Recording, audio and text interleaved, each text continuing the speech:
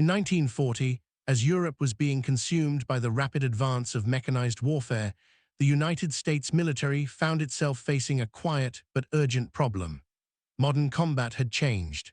Horses were gone, motorcycles were too limited, and existing army vehicles were either too heavy, too slow, or too fragile for the unpredictable conditions of war. The U.S. Army needed something entirely new, a lightweight, all-terrain reconnaissance vehicle that could carry soldiers, equipment, and messages across mud, sand, snow, and shattered roads. It had to be simple, strong, and above all, fast to produce. Nobody knew at the time that this request would lead to one of the most iconic military vehicles in history, the Jeep. The official requirement was issued in mid-1940. The U.S. Army sent out a detailed specification sheet to more than 135 automobile manufacturers. The document seemed almost impossible. It demanded a 4x4 vehicle, weighing under 600 kg, capable of carrying 3 soldiers plus equipment, with a machine gun mount, high torque at low speed, and durability under extreme battlefield conditions. It also had to be produced quickly, because war was no longer a distant possibility, it was becoming a global reality.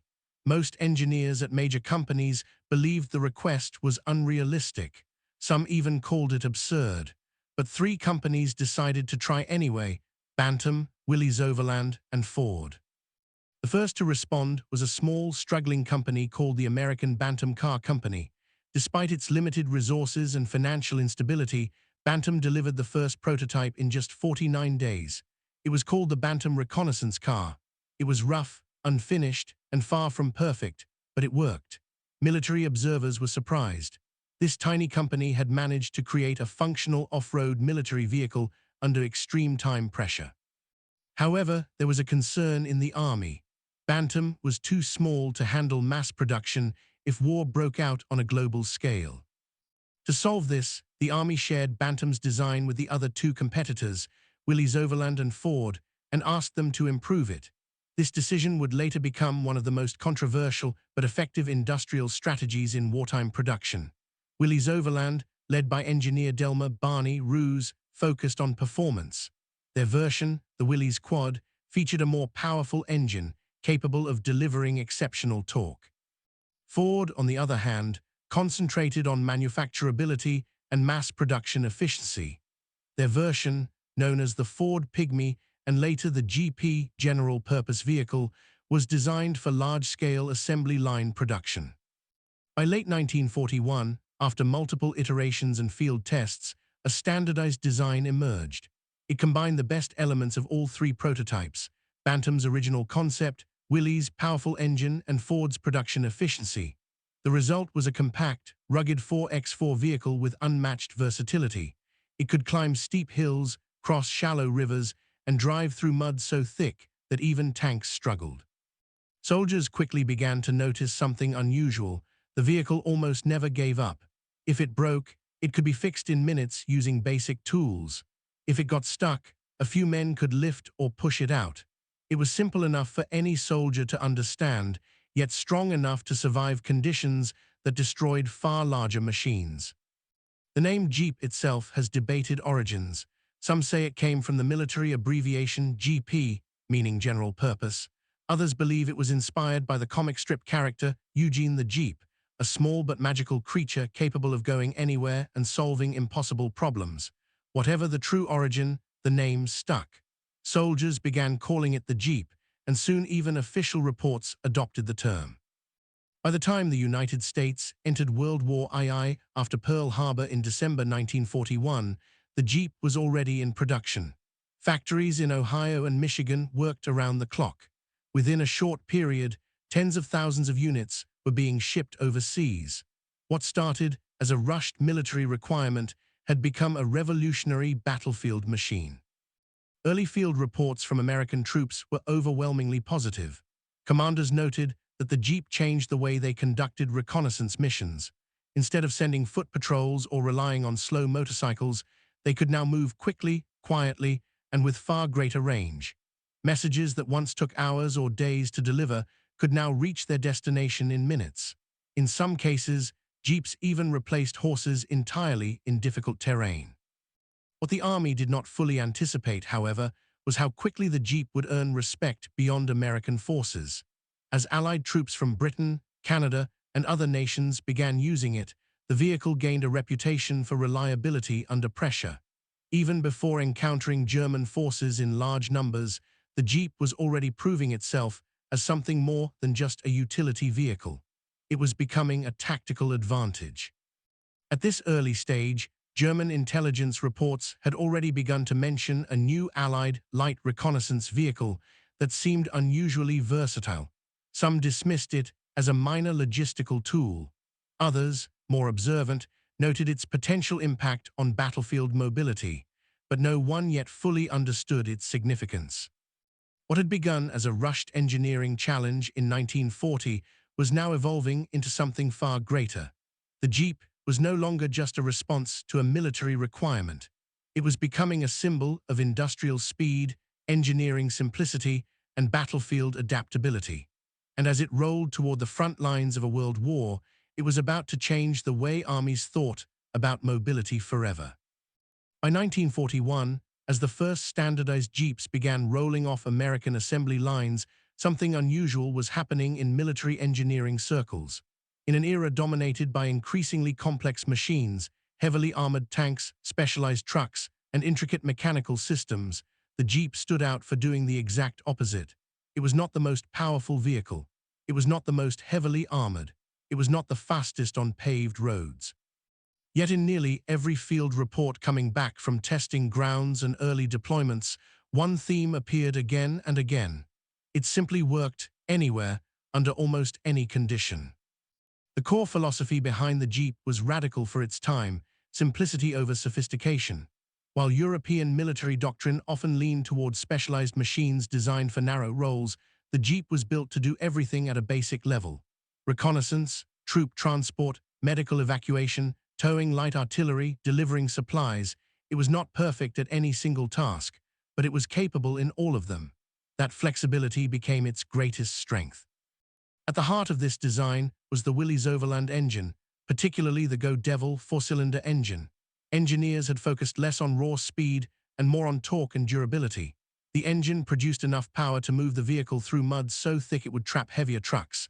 It could climb steep inclines without overheating, and more importantly, it could run for long periods without complex maintenance. Soldiers quickly learned that the Jeep did not demand delicate treatment. It tolerated abuse. That alone made it revolutionary in a war environment where breakdowns often meant abandonment. German engineers, when they first encountered, captured, or observed Jeeps later in the war, were reportedly puzzled by its design philosophy. German military vehicles like the Kugelwagen were also relatively light and efficient, but even they carried more mechanical refinement and structural constraints. The Jeep, in contrast, appeared almost crude. Its body panels were flat. Its frame was exposed. Its interior was minimal. There was no comfort engineering, no unnecessary features. Everything that did not contribute directly to function had been removed. But what looked like simplicity was actually precision prioritization. Every component of the Jeep was designed to be repaired in the field using basic tools. Bolts were standardized. Parts were interchangeable between manufacturers like Ford and Willys. Even the tires, suspension, and drivetrain were designed so that soldiers with minimal mechanical training could fix them under combat conditions. This meant that a broken Jeep was rarely a dead Jeep. In many cases, it could be back in operation within hours, sometimes minutes. This approach stood in stark contrast to many European vehicles of the time. In German armored divisions, for example, vehicles often required specialized parts or trained mechanics for repair. While German engineering was highly advanced, it also introduced complexity that became a disadvantage in fast-moving war conditions. A damaged vehicle might wait days for proper repair or replacement parts. The Jeep eliminated that delay. It turned maintenance into a soldier-level task rather than an engineering operation. Field mechanics in the U.S. Army began reporting something extraordinary. Jeeps were returning from missions with damage that would have disabled other vehicles permanently, yet still running after improvised fixes. Bent frames were hammered back into shape. Broken axles were replaced using spare parts scavenged from other damaged units. Even when official parts were unavailable, soldiers found ways to keep them moving. The Jeep seemed to invite improvisation rather than resist it. Another key factor was its weight distribution and suspension design. The Jeep was light enough that it did not sink easily into soft terrain, but stable enough to carry heavy loads without tipping. Its four-wheel drive system was not just an upgrade, it was essential to its identity. Unlike standard two-wheel drive vehicles that struggled in mud or snow, the Jeep distributed power evenly, allowing it to maintain traction where others failed. This made it invaluable in environments like the North African desert, the Italian mountains, and the muddy fields of Western Europe. As production increased, another advantage became clear: manufacturing efficiency. Ford's assembly line contribution meant that Jeeps could be built quickly, in massive numbers, without requiring specialized factories or rare materials. This scalability meant that losses on the battlefield could be replaced almost immediately. In war, where equipment attrition was constant, this became a strategic advantage as important as armor or firepower. German military observers who analyzed Allied logistics began noting a troubling pattern. Instead of relying on a small number of highly advanced but fragile vehicles, the Allies were deploying large numbers of simple, reliable machines. This shifted the balance of mobility. Where German units might be slowed by the loss of a few key transport vehicles, Allied forces could absorb losses and continue operating at full capacity. The Jeep was central to this shift. There are accounts from German officers who later admitted their respect for the vehicle was not based on its appearance, but on its battlefield performance. It was described in some intelligence summaries as unremarkable but unstoppable. That phrase captured its essence perfectly. It did not intimidate with size or armor. It impressed with consistency. In one documented observation from the Italian campaign, Allied units used Jeeps to move rapidly through mountainous terrain that had been considered impassable for motorized vehicles. Supplies reached frontline troops faster than expected, artillery positions were repositioned with unexpected speed, and wounded soldiers were evacuated under conditions that would have previously required stretchers and long manual transport. German commanders facing these movements reported confusion over how Allied logistics remained so fluid under pressure. The Jeep's simplicity also had a psychological effect on the soldiers who used it. It reduced fear of mechanical failure. In older vehicles, breakdowns could create panic in combat zones. With the Jeep, soldiers developed a sense of confidence. Even if something went wrong, it could likely be fixed quickly. That confidence translated into operational boldness. Troops were more willing to take risks, move faster, and operate deeper into contested territory. What emerged from all of this was a paradox that German engineers and generals struggled to fully appreciate at first. The Jeep was not technologically superior in a traditional sense. It did not rely on cutting-edge innovation or extreme specialization. Instead, its strength came from eliminating vulnerability. Every unnecessary complication had been removed until only essential function remained. In the broader context of World War II, this represented a shift in how war machines were evaluated. Complexity was no longer automatically an advantage. Reliability, scalability, and field adaptability began to matter just as much, if not more. And in that new equation, the Jeep consistently came out ahead. By the end of 1941, even before large-scale confrontations between American and German forces fully unfolded, the reputation of the Jeep was already forming in intelligence circles. It was not feared like a tank or admired like a fighter plane. Instead, it was respected as something different, a machine that refused to fail under pressure. And in war, where failure often cost lives and victories depended on timing, that quiet reliability would soon prove to be more powerful than anyone initially expected. By 1942, the Jeep had already moved beyond its initial role as a reconnaissance vehicle and into something far more important, a tool that reshaped battlefield mobility itself. As World War II expanded across continents, military planners on all sides began to understand a new truth: wars were no longer won only by firepower or armor, but by movement. The ability to shift troops, supplies, and intelligence faster than the enemy had become a decisive advantage. And in this new logic of war, the Jeep quietly became one of the most effective instruments the Allies possessed. On the surface, it still looked like a simple light utility vehicle, but in practice, it functioned as a mobile nerve system for Allied forces. Commanders used it to move across front lines rapidly, often under fire, to inspect positions, coordinate attacks, and adjust strategies in real time. Unlike larger trucks or armored carriers, the Jeep could travel where roads did not exist.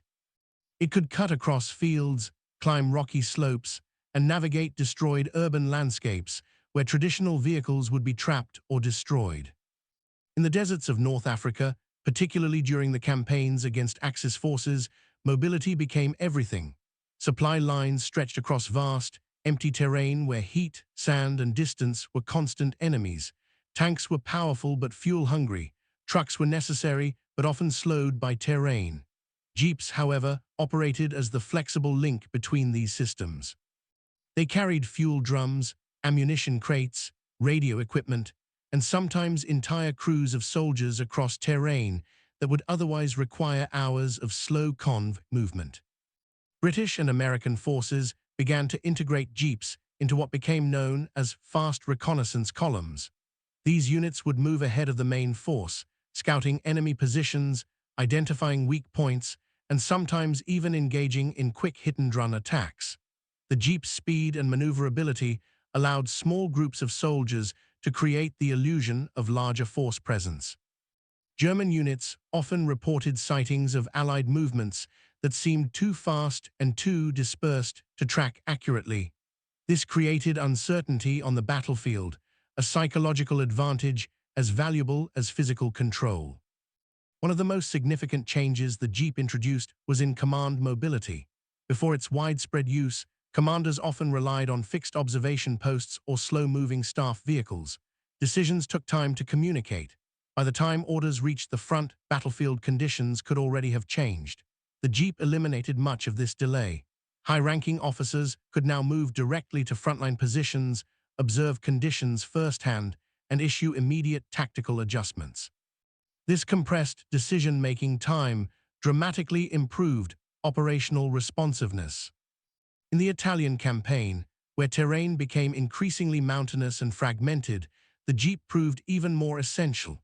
Roads were narrow, often destroyed by bombing or sabotage, and heavily defended by German positions. In many cases, only small, agile vehicles could pass through.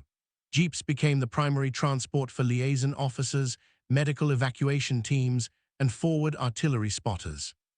They were often seen climbing steep mountain paths that seemed impossible for motor vehicles, carrying critical personnel and equipment to positions that determined the outcome of local battles.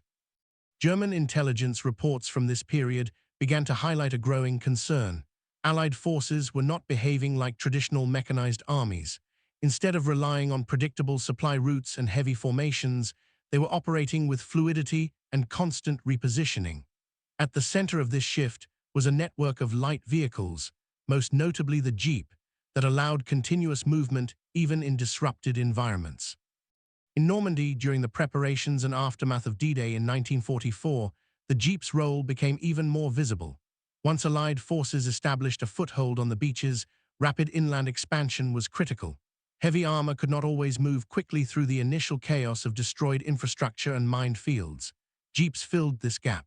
They transporting officers, delivered urgent messages, evacuated wounded soldiers, and coordinated advancing units. In many cases, they were among the first vehicles to penetrate deep into liberated territory, ahead of more heavily armored divisions. What made this mobility even more effective was its independence from infrastructure. Unlike trains, which required rail networks, or large trucks, which depended on intact roads, the Jeep could operate in environments where infrastructure had been completely destroyed. This meant that even after air raids or artillery bombardments, Allied forces could continue moving and reorganizing quickly. German defensive strategies, which often relied on slowing enemy advances through infrastructure destruction, became less effective against such adaptable movement.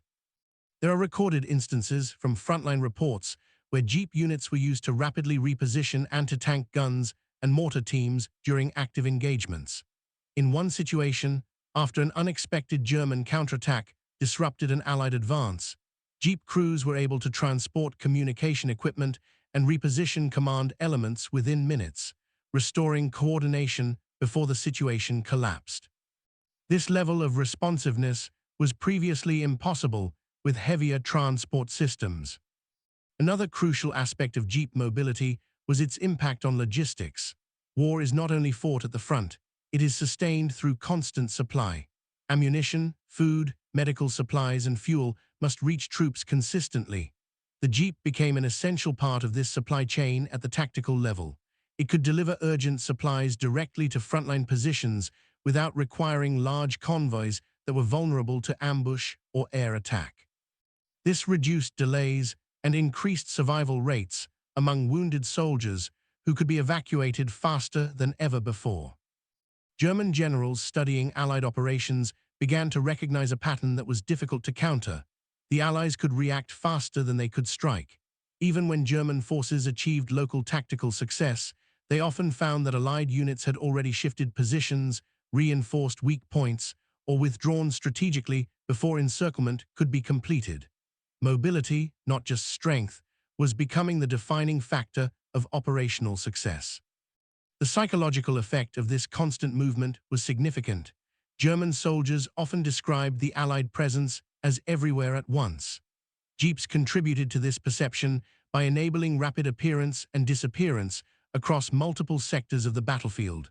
Small groups could suddenly appear at critical points, deliver supplies or orders, and then vanish before countermeasures could be organized. By the time the war in Europe entered its final phases, the Jeep had become more than just a vehicle. It had become a symbol of operational freedom. It represented the ability to ignore terrain limitations, to bypass destroyed infrastructure, and to maintain momentum under conditions that traditionally halted military progress. In hindsight, many military historians and former German officers would later emphasize that the Jeep's true contribution was not in direct combat, but in control of movement. It allowed the Allies to dictate the rhythm of warfare. And in modern mechanized conflict, controlling movement often means controlling victory itself. By 1943, the Jeep had already proven its value on the battlefield in terms of mobility, logistics, and mechanical reliability. But as the war intensified and Allied forces pushed deeper into Axis-controlled territory, something less visible began to emerge: its psychological impact. On paper, it was just a light utility vehicle. In reality, it had become a constant, unsettling presence for German soldiers and commanders across multiple fronts. German troops first began to notice the Jeep not as a single threat, but as a pattern. It appeared everywhere, behind advancing Allied infantry, alongside artillery positions, near command posts, and even in areas that had only recently been considered secure. Unlike tanks or armored cars, which announced themselves with noise, dust, and firepower, Jeeps often appeared suddenly, moved quickly, and disappeared just as fast. This unpredictability created a sense of constant pressure. Reports from German frontline units in North Africa and later in Italy frequently mentioned the same phenomenon. Allied mobility felt continuous. Where German forces relied on structured movements and carefully planned logistics, Allied units seemed fluid, almost elastic. At the center of this fluidity were small vehicles like the Jeep, which allowed officers, messengers, and reconnaissance teams to appear at critical points without warning. One German infantry officer described the experience as fighting an enemy that never stayed still long enough to be fully understood. Positions that were secure in the morning could be bypassed or encircled by afternoon. Orders to reposition defenses often arrived too late, because Allied officers using Jeeps were already physically present at the next point of contact, coordinating changes in real time. This direct presence of command disrupted traditional expectations of battlefield distance. In earlier wars, commanders were separated from the front lines by layers of communication delay. Messages passed through runners, radios, or staff vehicles, each introducing time gaps that shaped decision-making. The Jeep collapsed much of that distance. Allied officers could move directly into combat zones, assess conditions personally, and leave before German forces could mount a response. This created a sense that the enemy command structure was always one step ahead, not because of superior intelligence alone, but because of physical proximity enabled by mobility. German intelligence units began reporting what they called mobile command penetration. This referred to the rapid insertion of Allied officers into forward positions using light vehicles, often jeeps. These visits were not symbolic, they had real tactical consequences. Artillery was redirected faster, defensive weak points were reinforced sooner, and retreating units were reorganized more efficiently.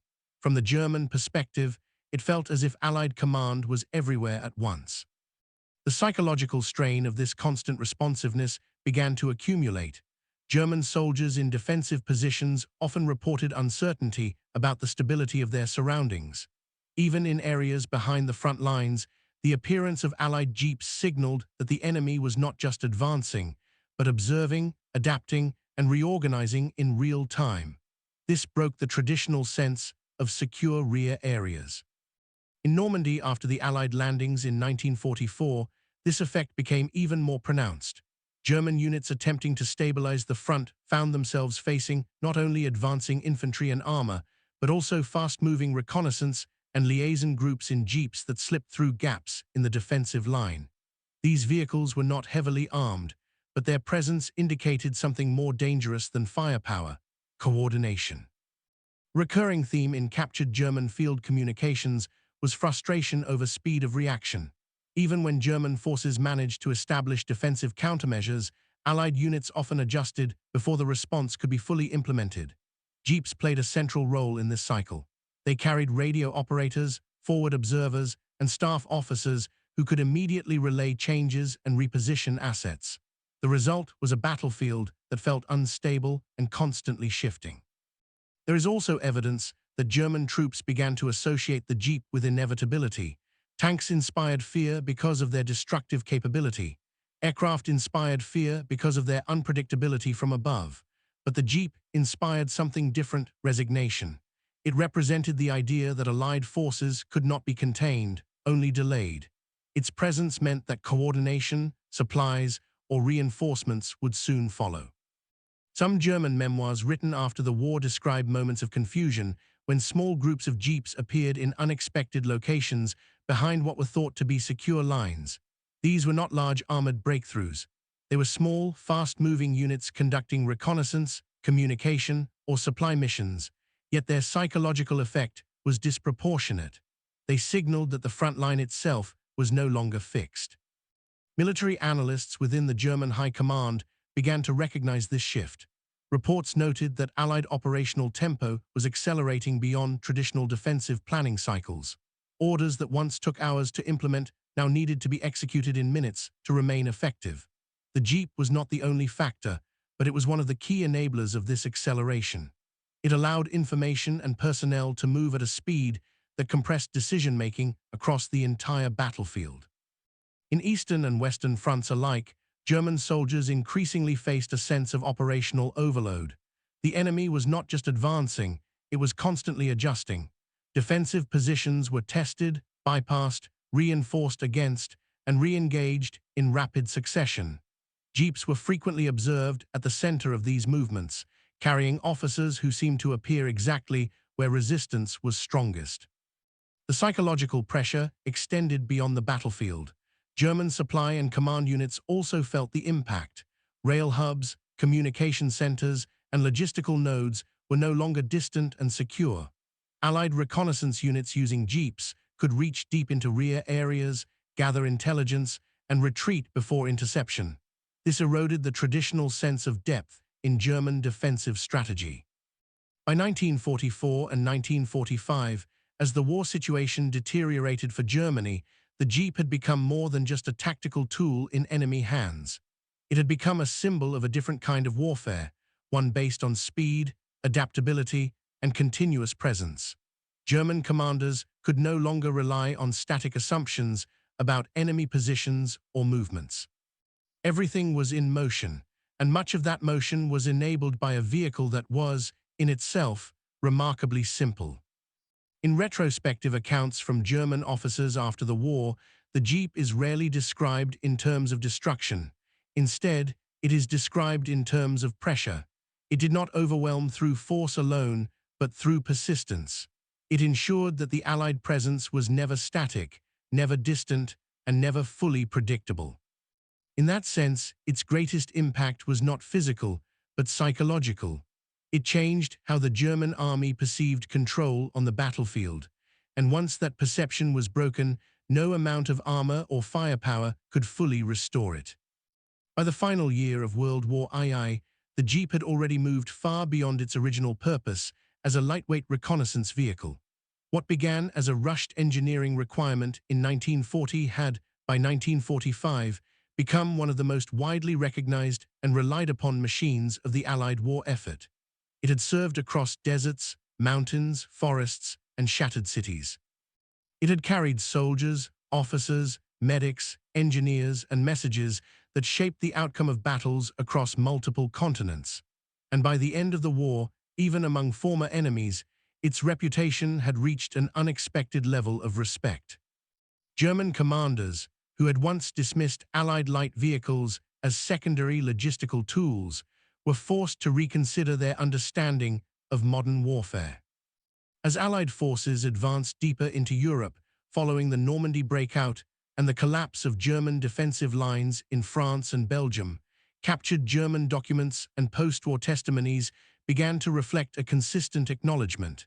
The Allies had mastered mobility in a way that fundamentally changed operational warfare, and the Jeep was at the center of that transformation.